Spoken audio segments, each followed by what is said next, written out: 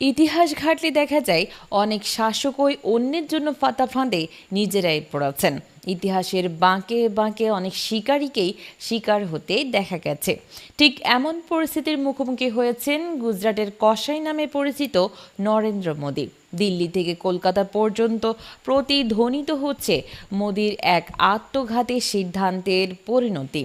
তার এই সিদ্ধান্ত যেন ভারতের সামগ্রিক অর্থনীতিকে ধ্বংসের দ্বার প্রান্তে নিয়ে গেছে।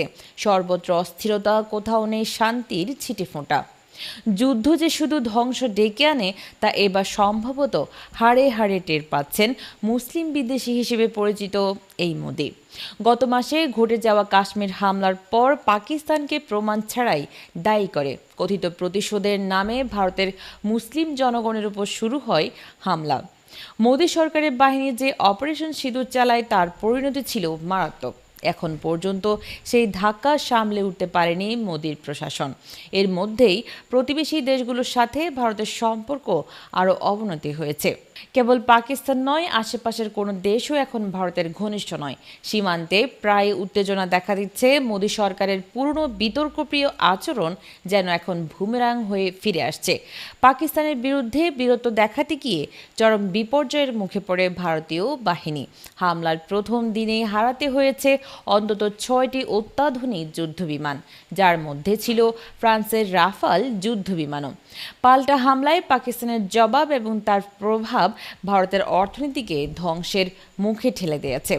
যে দেশ একসময় আর্থিকভাবে স্থিতিশীল ছিল, যুদ্ধের চাপে সে দেশেই শুরু হয়েছে অর্থনৈতিক বিপর্যয়। মোদির কাছ থেকে হয়তো শেখা উচিত যুদ্ধ কিভাবে একটি দেশকে নিঃশেষ করে দিতে পারে। এই সংঘাতে ভারতের যে ক্ষয়ক্ষতি হয়েছে তা সহজে পূরণীয় নয়।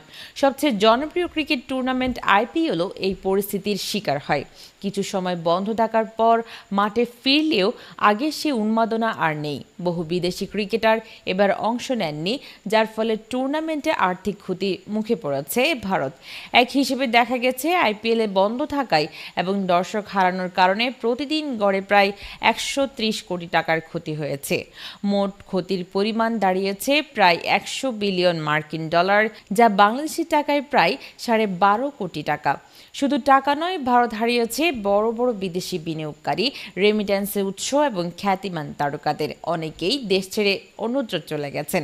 এদিকে মার্কিন প্রেসিডেন্ট ডোনাল্ড ট্রাম্পের মধ্যস্থতায় পাক ভারত যুদ্ধ বন্ধ হলেও পরিস্থিতি পুরোপুরি স্বাভাবিক নয়। এর মধ্যে চীন অরুণাচল প্রদেশের দিকে চোখ রাখছে। সেখানে জোরদার করা হয়েছে নিরাপত্তা। চীনের সঙ্গে উত্তেজনার কারণেও ভারতকে আবার অর্থনৈতিক ক্ষতির মুখোমুখি হতে হয়েছে। তবে ধাক্কা এখানেই শেষ নয়। ভারতীয় মহাকাশ গবেষণা সংস্থা ইসরোর 101তম মহাকাশ মিশনও ব্যর্থ হয়েছে।